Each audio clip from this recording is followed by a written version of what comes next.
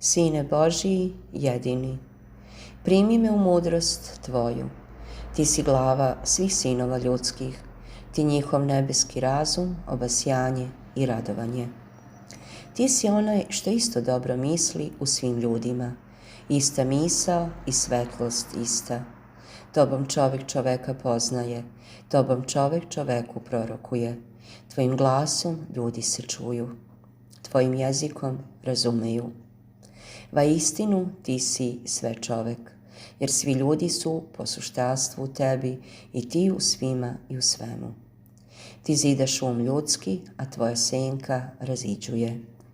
Ti si uobličio sve oblike i na sve njih udario pečat svoje mudrosti.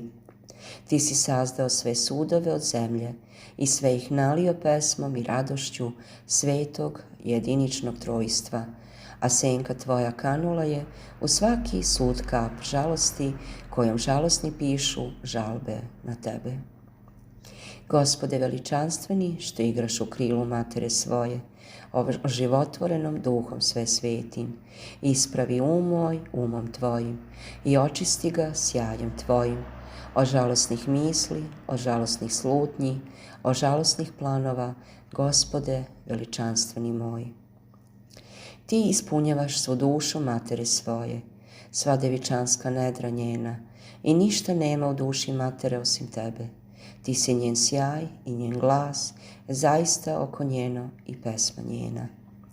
Ti si ponos Gospoda Duha Svetoga, dejstvo njegovo i plod njegov, njegovo zanimanje i njegovo divljenje.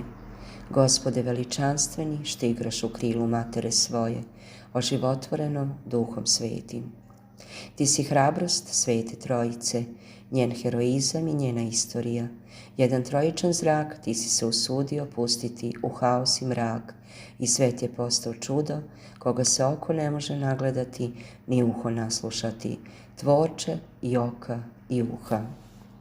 I sve ovo čudo samo je bleda slika tvoja, samo umnožen i povređen lik tvoj u komadima poluzračnog ogledala. Srce moje žudi za celim obrazom tvojim, Sine Božiji, jer gorčina je biti deo obraza tvoga, što se nesigurno leluja na okeanu tame. Raširite skobu duše moje, širino trosunčanog božanstva, osvetli moj svetlosti angela i stvari, oslovesti život moj, premudro slovo Božije. Učini dušu moju devojkom i budi njeno oko i pesma njena.